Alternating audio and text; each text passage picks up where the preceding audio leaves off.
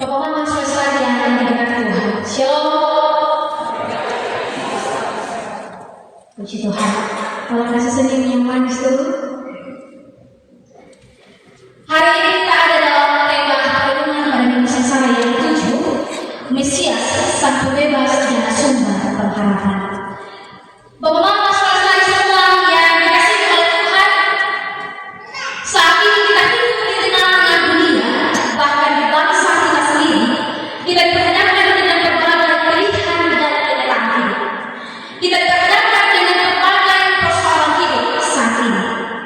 Yang mungkin yang lagi panas-panasnya, kita melihat setiap keputusan-keputusan atau kebijakan-kebijakan yang dibuat oleh pemerintah kita, yang rasanya tidak sesuai dengan kita, atau rasanya tidak sejalan atau tidak mendukung dengan kenyataan persoalan-persoalan yang sedang kita alami saat ini. Sekarang ketika pemerintah sedang melakukan penyumbatan anggaran, terjadi PHK di mana-mana. Orang kesulitan untuk mencari pekerjaan, orang bingung mau makan, mau minum apa, orang bingung mau masa depannya seperti apa. Disuruh untuk sekolah, tetapi setelah selesai dari sekolah, bingung untuk mau pekerjaan di mana. Lapangan pekerjaan yang terbatas, kemudian yang sudah mendapatkan pekerjaan mengalami PHK. Jadi persoalannya, ya kita alami sekarang ini, dan masa-masanya kita bingung membuat apa yang hidup.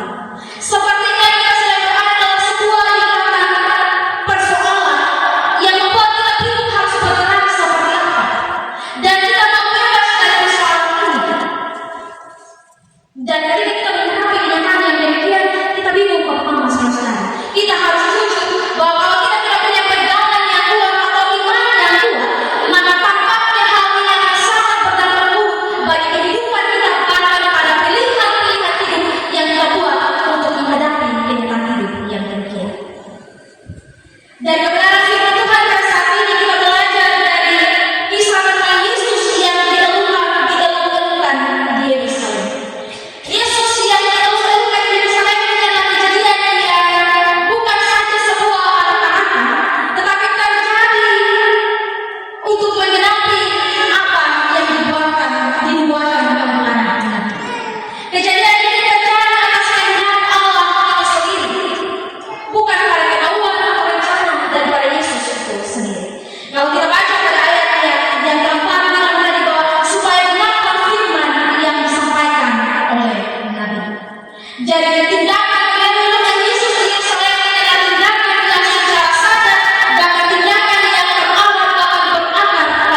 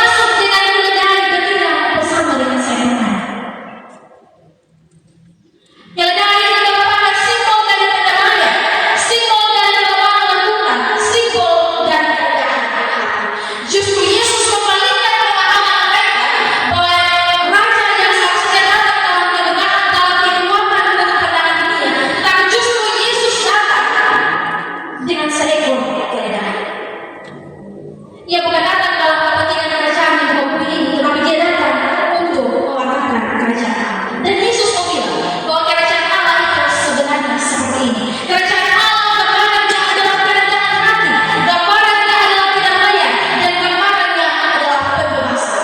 Tapi pembebasan itu bukan adalah pembebasan dalam makna duniawi, membebaskan mereka dari penindasan pemerintahan, tetapi pembebasan dari dosa itu sendiri.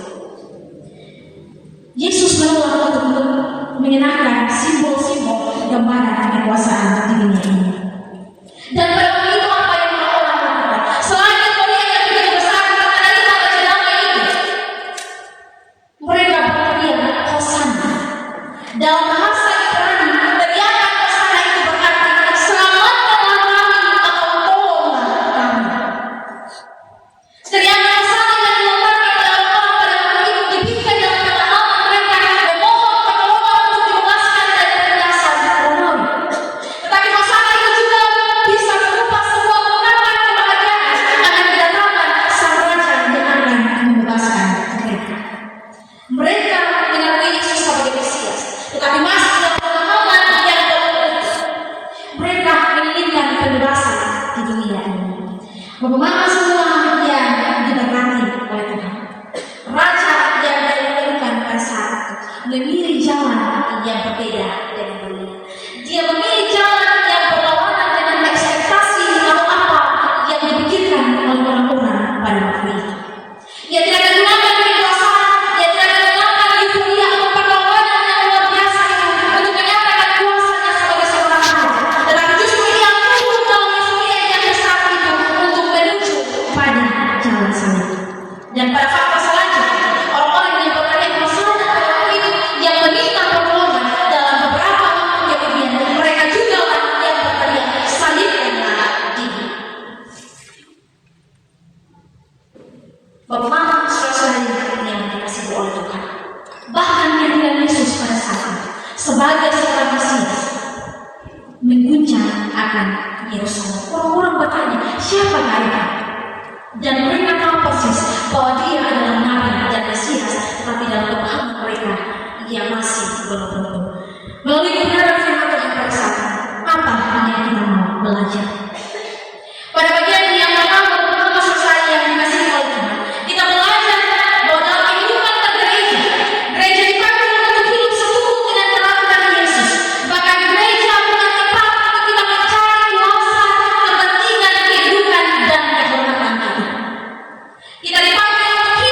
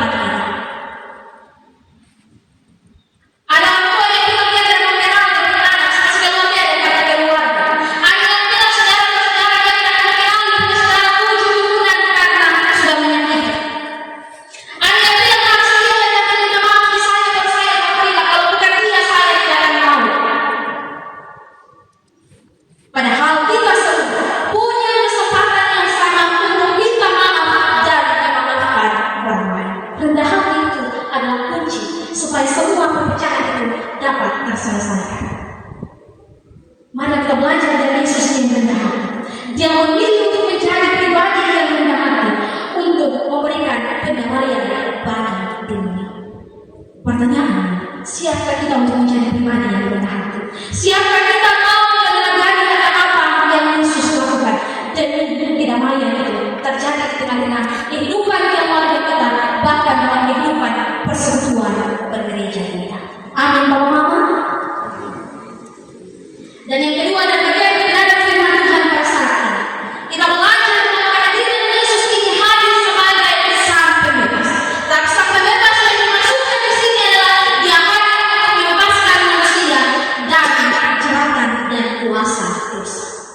Tetapi orang pada waktu itu mereka lebih mau untuk dibebaskan secara permintaan dalam kehidupan berbangsa mereka, dalam penindasan romawi. Tetapi Yesus melihat bahwa dosa itu lebih menyakitkan dari segala sakit fisik yang kita alami. Bagi Yesus, dosa itu sangat berbahaya. Kalau dosa berada dalam kehidupan manusia, selesai dalam kehidupan yang fana ini, maka dalam kehidupan yang kita ketika tidak ada keselamatan yang Yesus berikan, maka kita terancam dalam kebinasaan. Dan ketika Yesus memberikan kebebasan atas dosa-dosa manusia melalui jalan salib, di sanalah kita menemukan pengharapan akan keselamatan. Bahkan hari ini pun pengharapan itu kita dapat temukan itu di dalam Yesus. Ketika kita berhadapan dengan situasi kehidupan berbangsa dan bernegara, bahkan dalam kehidupan bergereja, kehidupan berumah tangga, ketika kita berhadapan dengan berbagai persoalan-persoalan yang rumit, yang rasanya tidak menemukan jalan, kita bergumul dari tahun ke tahun, tetapi sama saja tidak punya hasil. Firman Tuhan hari ini mau bilang bahwa Yesus memberikan pengharapan bagi kita. Orang-orang yang di sana pada waktu Yerusalem pada waktu itu merupakan mengalami penderitaan, tapi Yesus mau bilang ketika Dia masuk di situ menjadi tempat yang penuh dengan pengharapan. Jangan berharap teman-teman, Yesus belum selesai dengan kita punya kehidupan, tetaplah berpengharapan kepada Dia. Dan pada bagian yang ketiga, marilah kita belajar bahwa orang-orang yang berteriak hosana pada saat itu juga menjadi orang-orang yang berteriak dengan salibkanlah Dia. Seringkali pujian dan doa yang kita naikkan itu dicemari dengan dosa. Selamatkanlah aku, salibkanlah Dia. Manusia justru tidak akan lagi setia ketika apa yang menjadi keinginan dan ekspektasinya tidak berjalan sesuai dengan yang dia harapkan, maka disitulah letak kesetiaannya diuji. Pada waktu itu mereka berteriak minta tolong, hosana bagi Tuhan. Tetapi ketika mereka justru menemukan kenyataan bahwa Mesias yang mereka inginkan itu harus mati di kayu salib, mereka justru juga berteriak salibkanlah Dia. Ini dosa yang paling berbahaya, teman. Kita hadir hari ini nampaknya kehidupan kita adalah orang-orang yang beriman, tetapi dalam kehidupan yang beriman itu kita bungkus dengan kepentingan pribadi kita. Hari ini kita hidup bergereja. Gereja tempat kita bergereja, ketika Dia tidak lagi sejalan dengan pengalaman dan pemikiran kita, keinginan hati kita, maka besar kemungkinan untuk kita meninggalkan. Seringkali juga kita mau membuat jawaban-jawaban dari doa atas pergumulan dan penderitaan hidup kita. Kita mau Tuhan segera menjawab itu. Tetapi ketika Yesus mau menjawab itu, kita menjadi orang-orang yang tahu hati dan kita bilang, kamu sebagai diri, sama saja bergumul, sama saja juga melayani. Saya mencari rezeki di semua, saya punya rumah tangga yang tidak pernah beres. Saya punya pergumulan yang memang saja Tuhan selalu masih tinggal sama saya. Bapak Mama saudara yang dikasihi oleh Tuhan, itulah fakta hidup bergereja hari ini. Ketika kita tersinggung sedikit, kita mulai kasih tinggal Tuhan. Apa yang belum pernah maka kita tinggal lagi sejalan dengan apa yang terjadi. Kita memilih untuk kasih tinggal Tuhan. Manusia yang sakiti kita kehilangan dengan Tuhan. Bapak Mama saudara yang dikasihi oleh Tuhan, dari kebenaran firman Tuhan pada saat ini kita belajar mau membenarkan cara hidup beriman kita kepada Tuhan. Tetaplah setia kepada Tuhan sekalipun doa kita belum terjawab.